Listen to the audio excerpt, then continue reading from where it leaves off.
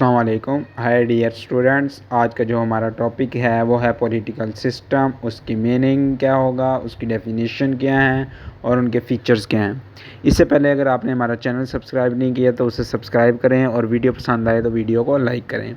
चलिए देखते हैं क्या है political system. What is a political system? A set of different institutions established politically to ensure the free and fair distribution of resources within a given society. Political system होता क्या है? देखें, मुख्तलिफ इंस्टीट्यूशंस होते हैं जो कि पॉलिटिकली तौर पर इस्टेब्लिश किए जाते हैं, यानी अवाम होती है। अवाम तो गवर्नमेंट को लेकर आती है, लेकिन क्या किए जाते हैं, गवर्नमेंट क्या करती है, मुख्तलिफ इंस्टीट्यूशंस बनाती है। ठीक है, वो जो इंस्टीट्यूशन इस्टेब्लिश किए जाते हैं, एग्जेक्टिव्स उसे हम कह सकते हैं, उनका क्या काम होता है, यानी कि आगे गवर्नमेंट भी डिलीवर करती है, एग्जेक्टिव्स भी डिलीवर करते हैं मुल्क के लिए। अब वो जो रिसोर्सेज होते हैं उनकी जो डिस्ट्रीब्यूशन होती है सोसाइटी के अंदर, मिसाल के तौर पर कोई भी प्रोविंसेस हैं उनकी जो डिस्ट्रीब्यूशन होगी, यानी कि प्रोविंस के अंदर जो रिसोर्सेज की डिस्ट्रीब्यूशन होगी वो फ्री और फेयर हो रही है कि नहीं हो रही, ये सारा किस में स्टडी किया जाता है, पॉलिटिकल सिस्टम का ये काम होता है। ये पॉलिटिकल सिस्टम का होता है सारा काम, वो इसे सबको मैनेज करती है। अब पॉलिटिकल सिस्टम क्यों ज़रूरी होता है? Different governments and states manage their peoples political, economic and social affairs worldwide. अब वो कहते हैं मुख्तलिफ जो हुकूमतें वगैरह होती हैं, गवर्नमेंट होती हैं, मुख्तलिफ स्टेट्स वगैरह होती हैं, वो अपने लोगों के लिए क्या करती हैं, अपने लोगों के लिए पॉलिटिकल, इकोनॉमिक और सोशल अफेयर्स को देखती हैं। हर एक अफेयर को देखती हैं, पॉलिटिकल अफेयर को देखती हैं, इकोनॉमिक वैल्यूज़ देखती हैं, क्या क्या इकोनॉमी के लिए ज़रूरी है, सोसाइटी के लिए क्या चीज़ें ज़रूरी हैं क्या नहीं, और वर्ल्ड वाइड लेवल पर देखे जाते हैं ये सारे काम कि आया जो हम काम कर रहे हैं उसका पूरी दुनिया पर क्या इम्पेक्ट पड़ेगा, हमारा पूरी दुनिया पर क्या इम्पेक्ट पड़ेगा, हम जो सोशल अफेयर्स कर रहे हैं, हम जो इकोनॉमिक स्ट्रेंथ हमारी क्या होगी पूरी दुनिया में, तो वो सारी मैनेजमेंट की जाती है। Government does so to maintain law and order within its territories. अब वो जो गवर्नमेंट होती है वो क्या करती है, गवर्नमेंट का क्या काम है, लॉ एंड ऑर्डर को मेंटेन करना। स्टेट का यही काम है ना, लॉ एंड ऑर्डर को मेंटेन करना। अब स्टेट में गवर्नमेंट भी है, एग्जेक्टिव्स भी हैं, जुडिशरी भी है। अब इन तीनों का क्या काम होता है, लॉ एंड ऑर्डर को मेंटेन करना। गवर्नमेंट का काम है लॉ एंड ऑर्डर को मेंटेन करना, लेजिस्लेशन करना। उसके बाद एग्जेक्टिव का काम क्या है, एग्जीक्यूट करना। जुडिशरी का काम क्या होता है, इंटरप्रिटेशंस करना। Without law and order chaos and conflict are likely to emerge, making it very difficult for any government to govern effectively. अब जब लॉ एंड ऑर्डर नहीं होगा तो क्या हो जाएगा, हर तरफ तबाही का मंजर होगा, लड़ाई झगड़े, हर तरफ से फितना फसाद उठना शुरू हो जाएगा।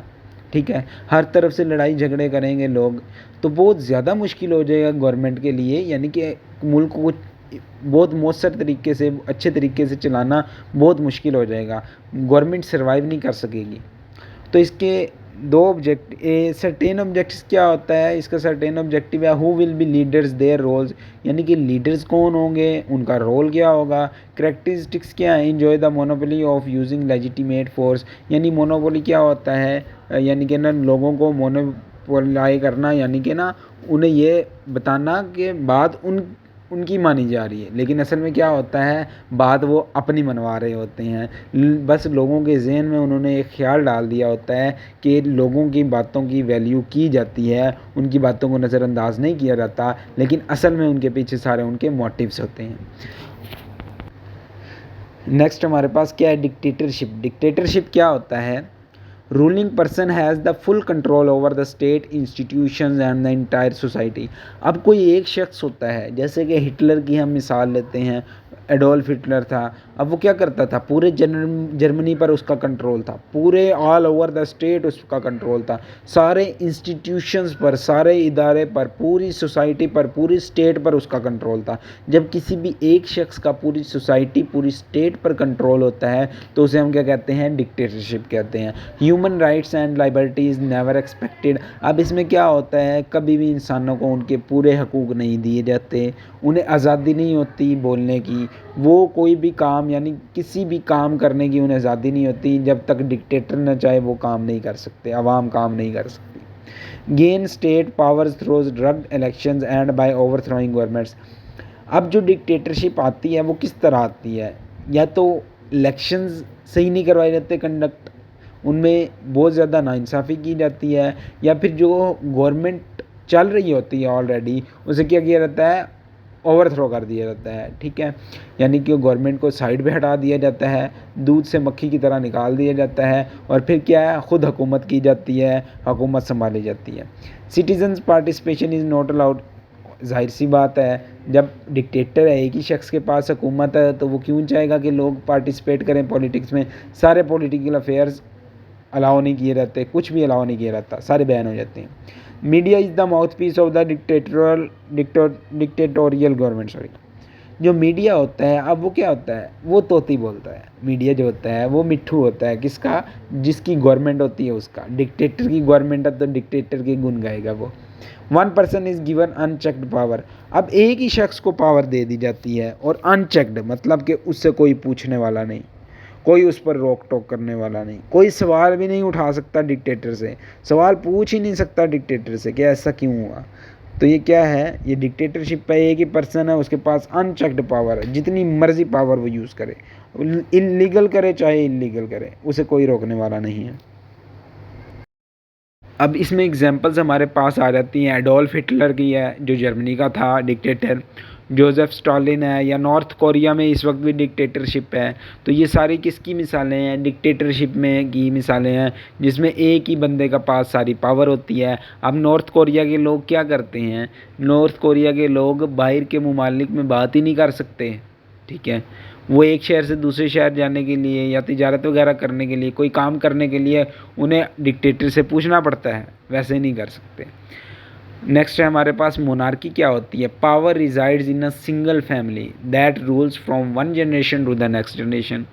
अब मोनार्की क्या कॉन्सेप्ट है, यानी कि एक ही ख़ानदान के पास पावर रहती है, उसी की जो आगे जनरेशन आती हैं उनमें वो ट्रांसफ़र होती रहती है पावर, उस जनरेशन से बाहर नहीं जाती। जैसे हम सब कॉन्टिनेंट्स में ले लें, बहुत से किंग्स आए, तो जो पावर थी वो उन्हीं के अंदर घूमती रहती थी। ठीक है, वो बाहर नहीं जाती थी, यानी कि उन्हीं की जनरेशन आगे क्या होती थी, बादशाहत का निज़ाम चलाती थी, बादशाह बनती थी। The power the family enjoys is traditional authority.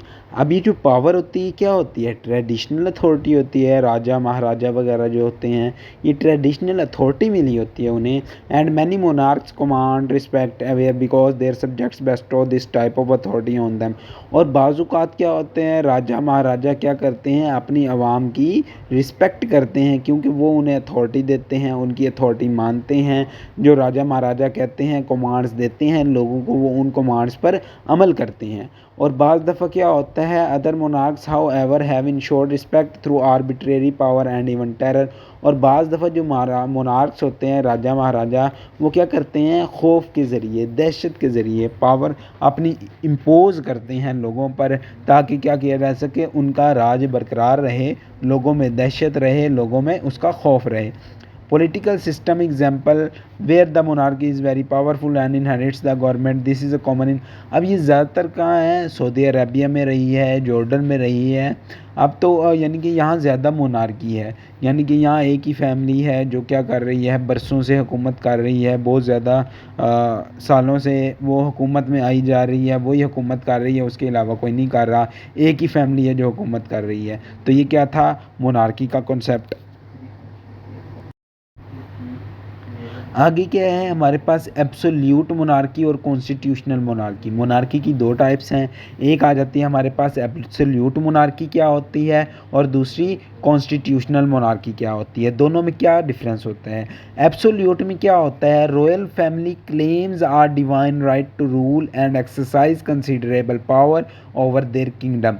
अब एब्सोल्यूट मोनार्की में क्या होता है, जो रॉयल फैमिली होती है वो ये क्लेम करती है कि जो उसे राजा महाराजा होने का हक़ किसने दिया है, खुदा ने दिया है, ये डिवाइन राइट है उसका। डिवाइन थ्योरी ये कहती है कि उसे हक़ हासिल है पावर का, रॉयल फैमिली को राजा महाराजा होने का, रूल करने का, और अपनी पावर को एक्सरसाइज करने का अपने किंगडम पर। तो ये डिवाइन थ्योरी में कहते हैं वो कि उन्हें ये डिवाइन राइट है। ये एब्सोल्यूट मोनार्की होती है। एब्सोल्यूट मोनार्की क्या थी, यानी कि पुराने वक्तों में हुआ करती थी, मिस्र वगैरह में, इंग्लैंड चाइना वगैरह में पुराने वक्तों में हुआ करती थी। अब एब्सोल्यूट मोनार्की किससे अल्टर हो चुकी है, कॉन्स्टिट्यूशनल मोनार्की से।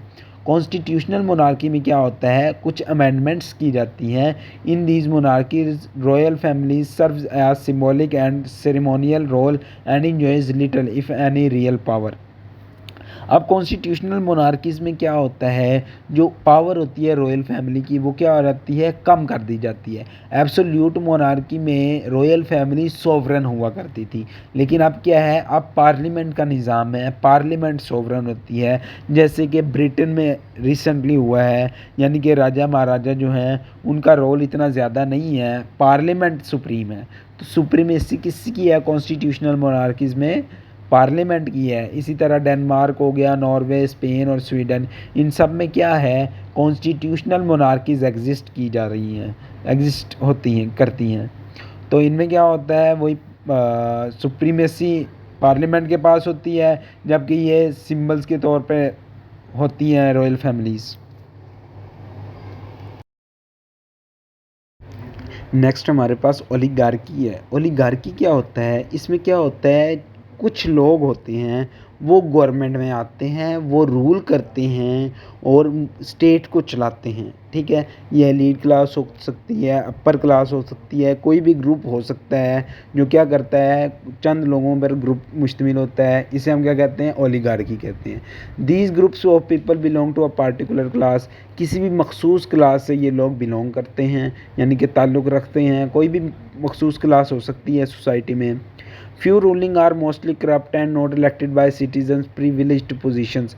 अब क्या होते हैं, ये लोग क्या होते हैं, करप्ट होते हैं। ये क्या होते हैं, जो सोसाइटी में, स्टेट में प्रिविलेज्ड पोजीशंस होती हैं, ऊपर वाली जो पोजीशंस होती हैं वो हमेशा इनके अंडर होती हैं, ये उनके हेड होते हैं। Oligarchs concentrate on maintaining and protecting there wealth. इनका ज़्यादातर क्या काम होता है, अपनी वेल्थ को मेंटेन करना, उसे प्रोटेक्ट करना। ठीक है, तो इसलिए क्या करते हैं, ये स्टेट में आते हैं और प्रिविलेज्ड पोजीशन इन्हीं के पास होती हैं। और ये क्या करते हैं, आते इलेक्शंस के ज़रिए हैं, डेमोक्रेसी है, लेकिन क्या होती है, इलेक्टेड ओलिगार्की है। यानी कि डेमोक्रेसी तो है, लेकिन क्या है, ओलिगार्की है लेकिन इलेक्टेड ओलिगार्की है, क्योंकि डेमोक्रेटिक वे से आते हैं ना, क्योंकि वेल्थ भी इन्हीं के पास हैं, सारे रिसोर्सेज भी इन्हीं के पास हैं, प्रिविलेज्ड पोजीशंस भी इन्हीं के पास हैं। तो ये क्या करते हैं, इलेक्शंस में जो मजबूत सीटें होती हैं वो भी इन्हीं के पास होती हैं। बार बार वही क्या है, वही ग्रुप्स बार बार गवर्नमेंट में आते हैं ताकि अपनी वेल्थ को प्रोटेक्ट कर सकें। कोई उन्हें यानी कि अगर कोई सही इंसान आ जाएगा तो इनकी वेल्थ क्या हो जाएगी, ख़तरे में पड़ जाएगी। ठीक है, तो उसे बचाने के लिए ये बार बार गवर्नमेंट में आते हैं। अब यहाँ थोड़ा सा डिफरेंस है मोनार्की और ओलिगार्की में। मोनार्की में एक ख़ानदान होता है, वो जनरेशन टू जनरेशन हुकूमत करता है। ठीक है, उसे विरासत में मिलती है बादशाहत। लेकिन ओलिगार्की में क्या होता है, ओलिगार्की में ऐसा नहीं होता। इधर क्या होता है, इधर जनरेशन टू जनरेशन नहीं चलती, ना इन्हें इनके आबाओ अजदाद से ऐसी कोई चीज़ मिली होती है। ठीक है, ये खुद होते हैं, यानी कि उस लेवल पर, उन मौक़ों पर ये ओलिगार्की होती है। ठीक है, यानी कि विरासत में नहीं आई होती। रदर दे में ascend two positions of power because of money. अब इनमें क्या हो सकते हैं, कुछ मिलिट्री हो सकती है, या इकोनॉमिक पावर के ज़रिए ये आ सकते हैं गवर्नमेंट में, या इसी तरह ये कुछ सर्कमस्टांसेस होते हैं जिसकी वजह से बार बार क्या करते हैं, पावर में आते हैं और जो ऊपर वाली पोजीशंस हैं उन पर काबिज हो जाते हैं। Political analyst assert that all democracies are really just elected oligarchies. अब ये वही बात आ गई जो अभी हमने की है कि अब क्या है, डेमोक्रेटिक सिस्टम है पूरे वर्ल्ड में, लेकिन क्या चल रहा है, चल अभी भी ओलिगार्की रही है, लेकिन अब इलेक्टेड वे में ओलिगार्की आ रही है, ताकि यानी कि लोगों को पता भी ना चले। यानी कि लोग तो यही समझेंगे, यानी लोगों को बेवकूफ़ बनाया जाएगा कि हम आपकी मर्ज़ी से आए हैं। ठीक है, तो इलेक्टेड है, लेकिन है ये ओलिगार्की। वही ख़ानदान बार बार हुकूमत करते रहते हैं, 40 साल 50 साल, फिर भी नहीं आते, फिर भी वही आ रहे हैं, किसी और को आने का मौका ही नहीं मिलता। In which citizens must vote for an individual who is part of a pool of candidates who come from the society's elite ruling class। ये वही बात है कि रूलिंग क्लास बार बार आ जाती है, लोग वोट भी देते हैं इंडिविजुअल लेवल पे। Today many consider Russia an example of oligarchical oligarchic political structure. आज के दौर में हमारे पास जो सबसे बेस्ट एग्जांपल है वो क्या है, रशिया की है, पाकिस्तान की है। पाकिस्तान में भी क्या है, ओलिगार्की, इलेक्टेड ओलिगार्की है, बार बार वही फैमिलीज आ रही हैं हुकूमत करने। इंडिया की मिसाल आ सकती है इसमें, ठीक है। तो वही ख़ानदान बार बार हुकूमत करते हैं। आगे अथॉरिटेरियनिज्म और टोटलिटेरियनिज्म में क्या फ़र्क होता है, सबसे पहले हम पढ़ते हैं। एन इंडिविजुअल और group of individual holds power. इसमें क्या होता है, कोई एक इंडिविजुअल होता है या इंडिविजुअल का ग्रुप होता है, उनके पास पावर होती है। रिस्ट्रिक्ट्स और prohibits popular participation in governance and represses dissent. अब इसमें क्या होता है, ग्रुप ऑफ इंडिविजुअल किसी इंडिविजुअल को लेकर आता है पावर में, अथॉरिटेरियनिज्म में, ठीक है। इसमें क्या की जाती है, लोगों के हकूक़ को दबाया जाता है, पावर में आया जाता है। General terms for non democratic political systems ruled by individual और a group of individuals who are not freely elected by their populations. अब इसमें क्या होता है, ये डेमोक्रेटिक वे से नहीं आए होते, ठीक है। जैसे डेमोक्रेसी है ना, ये डेमोक्रेटिक वे से नहीं आते, नॉन डेमोक्रेटिक वे से आते हैं ये अथॉरिटेरियन। इसमें क्या किया जाता है, लोगों को मैनिपुलेट किया जाता है, ठीक है। पावर का यूज़ किया जाता है, वेल्थ का यूज़ किया जाता है, ताकि खुद क्या कर सकें, गवर्नमेंट में आ सकें। Governments enjoy no legitimate authority, instead their power rest on fear and repression. अब गवर्नमेंट लेजिटिमेट अथॉरिटी नहीं इंजॉय कर रही, क्यों? क्योंकि जो ये लोग हैं, चंद लोग, ये पावर की वजह से आए हैं। अपने खौफ, दहशत, रिप्रेशन, दबाव की वजह से लोगों को दबाया इन्होंने, तब ये पावर में आए हैं। अपनी वेल्थ की वजह से आए हैं। Totalitarian political system refers to political system that include all features of authoritarianism. अब टोटलिटेरियनिज्म क्या होता है, इसमें वो तमाम फीचर्स होते हैं जो अथॉरिटेरियनिज्म में होते हैं, लेकिन यहाँ थोड़ा सा डिफरेंस होता है। इसमें टोटलिटेरियनिज्म जो होती है वो ज़्यादा वर्स्ट होती है। इसमें ज़्यादा रिप्रेस किया जाता है लोगों को, बेसिक ह्यूमन राइट्स नहीं दिए जाते, ज़्यादा डराया जाता है, ज़्यादा धमकाया जाता है, ज़्यादा बुरे तरीके से पावर में आया जाता है, लोगों को दबा कर पावर में आया जाता है, और तमाम शोबों जो भी हैं लोगों की ज़िंदगियों पर काबिज़ हो जाते हैं। ये कंट्रोल होता है इनका, पूरे स्टेट पर होता है। तो ये क्या है, अथॉरिटेरियनिज्म और टोटलिटेरियनिज्म। अथॉरिटेरियनिज्म जो है वो सारी चीज़ें टोटलिटेरियनिज्म के अंदर आती हैं, लेकिन टोटलिटेरियनिज्म जो है उससे भी ज़्यादा वर्स्ट है, अथॉरिटेरियनिज्म से भी। नेक्स्ट हमारे पास एरिस्टोक्रेसी है। एरिस्टोक्रेसी क्या होती है, political system where wealthy landowners control the government and state power. जो वेल्थी पीपल होते हैं, जो स्टेट में ऊंचे लोग होते हैं, इंटेलेक्चुअल्स इसमें क्या लोग हैं, इंटेलेक्चुअल्स होंगे, क्वालिफाइड पर्सन होंगे, वो पावर में आएंगे। अब इधर ओलिगार्की से थोड़ा सेपरेशन है। ओलिगार्की में क्या होता है, वही लोग बार बार रूल करते हैं जो जनरेशन आफ्टर जनरेशन चलते रहते हैं, यानी मोनार्की में सब जनरेशन आफ्टर जनरेशन चलते हैं, ओलिगार्की में पावर में आते हैं वेल्थ के ज़रिए, लेकिन अरिस्टोक्रेसी में इंटेलेक्चुअल बेस पर ये पावर में आते हैं, इंटेलेक्चुअल बेस पर आते हैं, क्वालिफ़िकेशन की बेस पर आते हैं। तो सोसाइटी इन्हें मौका देती है कि ये आगे आएँ, ठीक है। इनके पास इंटेलेक्चुअल पावर ज़्यादा होती हैं। Most of the aristocracies were pass from. इनमें भी ऐसा होता है कि क्या होती है, अरिस्टोक्रेसी यानी एक जनरेशन से दूसरी जनरेशन में ट्रैवल करती है, लेकिन अगर यानी कुछ इंटेलेक्चुअल्स किसी और ख़ानदान में हो तो उधर से अरिस्टोक्रेसी उधर ट्रैवल करेगी। अब ये कहाँ होता है, अंडर किंग हेनरी III के दौर में यूनाइटेड किंगडम में हुआ, मिडिल एजेस में फ्रांस में हुआ, तो ये अरिस्टोक्रेसी वहाँ प्रीवेल करती है। नेक्स्ट हमारे पास कम्युनिज्म है। The entire economy and state resources are distributed and controlled by the governing class. अब जो कम्युनिज्म है इसमें ज़्यादातर वो क्या होता है, क्लासलेस सोसाइटी पाई जाती है। कोई डिवीजन नहीं होती क्लास की बेस पर सोसाइटी में। जो गवर्निंग क्लास होती है उसके पास ज़्यादा रिसोर्सेज होते हैं स्टेट के, और वही डिस्ट्रीब्यूट करती है, वही कंट्रोल करती है कि किस तरह इकॉनमी और रिसोर्सेज को डिस्ट्रीब्यूट करना है, ठीक है। Communist government is driven by ideas of a classless society. Classless society की बुनियाद पर इसे चलाया जाता है, जहाँ क्या क्या होता है, हर एक सिटीज़न को उसकी बेसिक नीड और शेयर के मुताबिक मीन्स ऑफ प्रोडक्शन प्रोवाइड की जाती है। मीन्स ऑफ प्रोडक्शन यानी कि पूरी इकॉनमी में कितना शेयर आएगा, उसे रिसोर्सेज में क्या क्या मिलेगा। इसकी हमारे पास क्यूबा की एग्जांपल आ जाती है, फिडेल कास्ट्रो में की लीडरशिप में, या सोवियत यूनियन में आ जाती है। इसमें क्या होता है कि लोगों की नीड्स के मुताबिक उन्हें रिसोर्सेज में शेयर दिया जाता है। यानी कि जैसे एक प्रोविंस है, उसे ज़्यादा रिसोर्सेज की ज़रूरत है, उनकी आबादी ज़्यादा है, दूसरा प्रोविंस है उनकी आबादी कम है, तो रिसोर्सेज उन्हें ज़्यादा दिए जाएंगे जिनकी आबादी ज़्यादा है। और इकॉनमी का फैक्टर इधर बहुत ज़्यादा इम्पोर्टेंट है, इकॉनमी का फैक्टर बहुत ज़्यादा मैटर करता है। ठीक है, तो हर एक की बेसिक नीड के मुताबिक, उनके राइट्स के मुताबिक मीन्स ऑफ प्रोडक्शन की डिस्ट्रीब्यूशन होगी। और वो कौन करेगी? स्टेट करेगी। कोई पार्टिकुलर फैमिली नहीं करेगी, पार्टिकुलर क्लास नहीं करेगी, बल्कि स्टेट उसकी डिस्ट्रीब्यूशन करेगी। नेक्स्ट हमारे पास डेमोक्रेसी आ जाता है। Government is formed through free and fair elections. Democracy में क्या होता है, जो गवर्नमेंट आती है वो किस के ज़रिए आती है? फ्री और फेयर इलेक्शंस होते हैं, तो उसके नतीजे में गवर्नमेंट आती है। Citizens are allowed to participate in major government decisions. यानी कि अब इसमें क्या होता है, सबसे ज़्यादा रोल सिटीजन्स का होता है। सिटीजन्स पार्टिसिपेट करते हैं कि वो किसको गवर्नमेंट में लाना चाहते हैं, किसको नहीं लाना चाहते हैं, उनका डिसीजन बहुत ज़्यादा मैटर करता है। Human rights and their liberties are protected and well respected.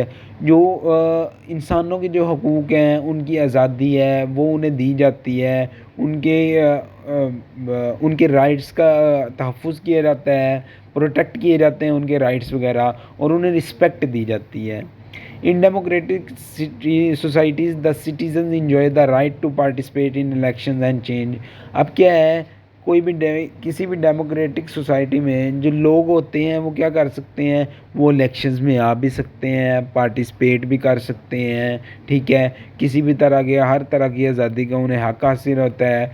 अगर कोई काम अच्छा नहीं कर रहा, हुकूमत अच्छे काम नहीं कर रही, तो उन्हें हक हासिल होता है कि वो क्या कर सकते हैं, उस पर तनकीद कर सकें, तनकीस कर सकें। The government when they feel their concerns are not well represented means rule of the people. ये जो पॉइंट है ये पिछले पॉइंट्स के साथ ही लिंक है। ये जो ऊपर है, चेंज की जा सकती है गवर्नमेंट जब आपको ऐसा लगे कि आपको सही तरह रिप्रेजेंट नहीं किया जा रहा, जो रिप्रेजेंटेटिव्स हैं वो आपकी तरफ तवज्जो नहीं दे रहे, आपके राइट्स पूरे नहीं कर रहे, तो आप उन्हें चेंज कर सकते हैं। गवर्नमेंट में खुद इलेक्शंस में आ सकते हैं, पार्टिसिपेट कर सकते हैं। तो ये नेक्स्ट पॉइंट हमारे पास means rule of the people. Democracy का क्या मतलब है? Rule of the people. Democracy वैसे होती क्या है? Democracy is the government of the people, for the people, by the people. यानी कि लोगों के लिए ये हुकूमत की जाती है। डेमोक्रेसी का यही मतलब है।